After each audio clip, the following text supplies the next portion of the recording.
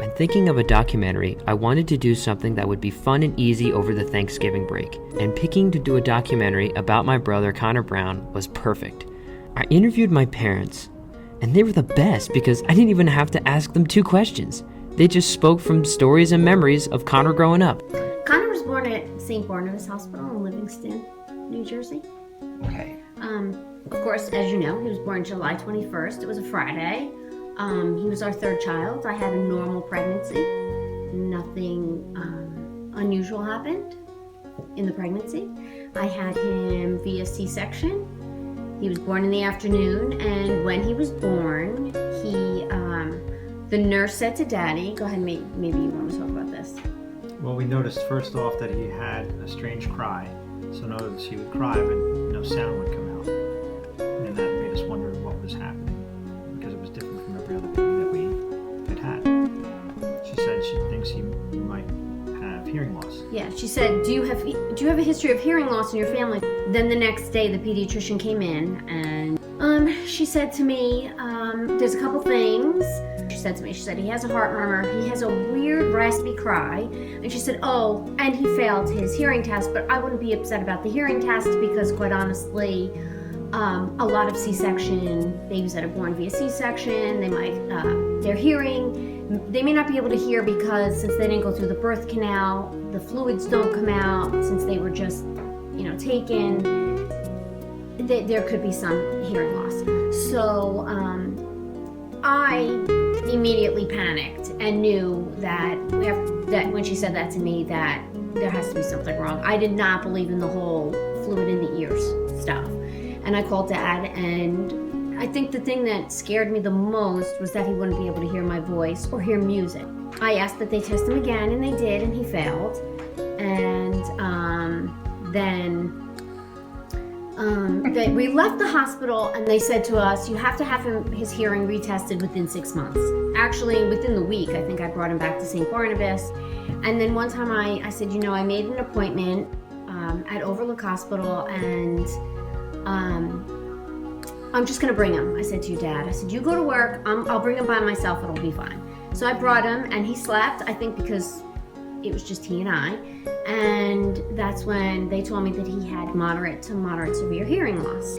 So after I left Overlook Hospital with the diagnosis, they said to me, get him re-diagnosed in a month, get another hearing test. I didn't even wait the month because I really wanted to know for sure.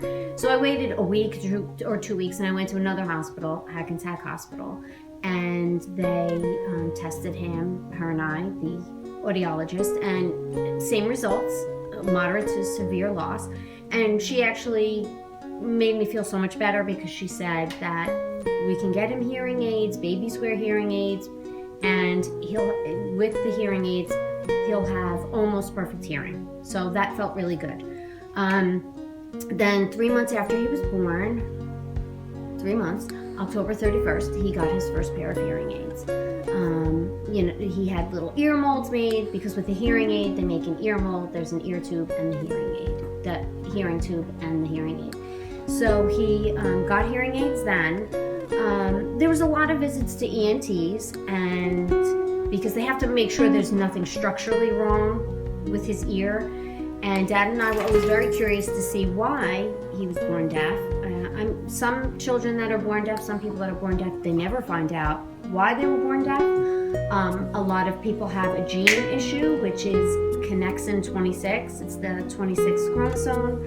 So it was suggested, since I had the hearing test at Hackensack, to go to the genetics department at Hackensack, and we did genetic testing. So I had genetic testing done on Connor, and 10 to 12 weeks later, they called me and they said, do you remember how we said he doesn't have a genetic syndrome? Well, he does. And she said he has DeGeorge syndrome.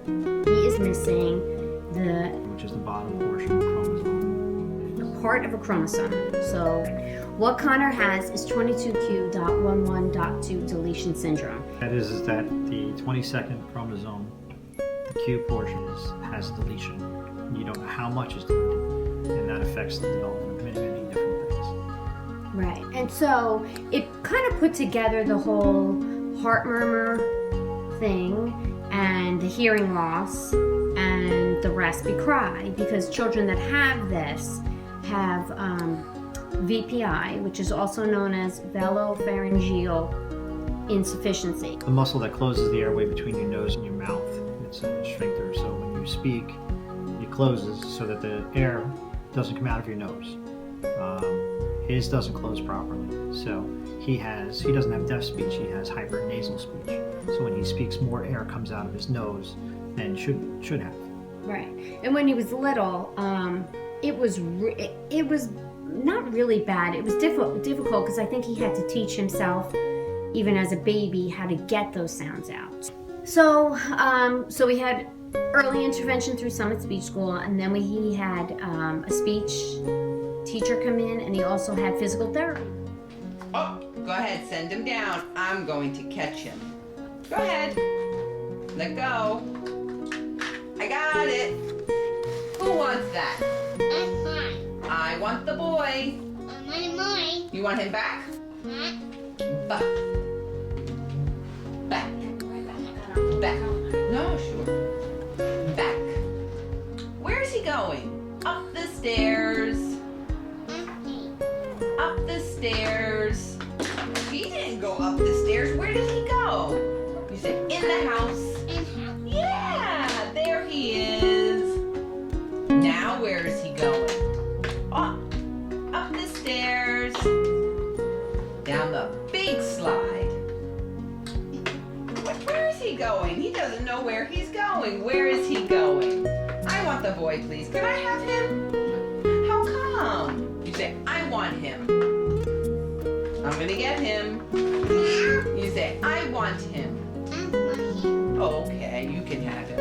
But throughout Connor's life, we've never, we looked at the list, and we've always just looked at Connor for who he is and the different things that he brings to our family and to our life. Connor's always kind of been, to us, average, with just a few things, minor glitches here and there. So after we had early intervention, he went to the Summit Speech School for preschool.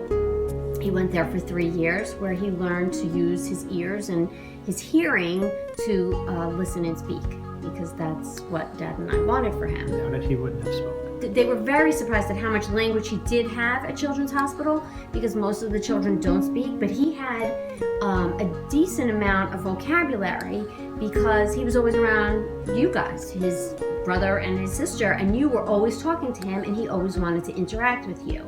But that's also to be said, his receptive language, meaning everything he took in, was huge. He had such a receptive language, and he understood everything.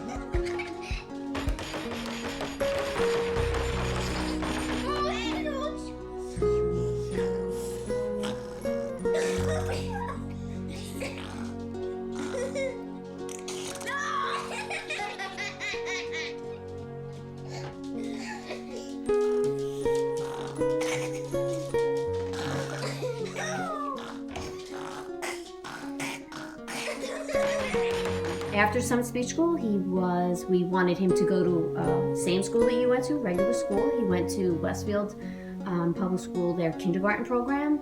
It was a learning disabled kindergarten, which was a great experience for him. It was an all-day kindergarten, and they focused everything on academics and getting them ready for first grade, so that was great. And then he went to Tamaqua School in first grade to fifth grade. He's always been in a smaller inclusive class that is right at his academic level. There's usually about 8 to 10 children in the class, and he goes to regular classes for gym, art, all the specials. He goes to regular class, chorus, and after he graduated Tamaqua School, he went to Edison Middle School, the same school that you guys went to, my other children. And he's also in a smaller inclusive class, but that doesn't mean he's also in gym, art, computers with other children. Connor has improved so much every day, it makes me so proud to be his brother. Here is one last clip to see how well his speaking has improved since he was a baby. Once his dad let go, Joey was on his own. Where he was riding. He was riding on his own. Do it once more. Connor will always be known as the last puzzle piece to our family. I have loved being there by his side his whole life, and I can't wait to see what he has in store for us in the future. Hi, Mom. This is the amazing nose farting boy. Get down. You like that? You like this to the camera?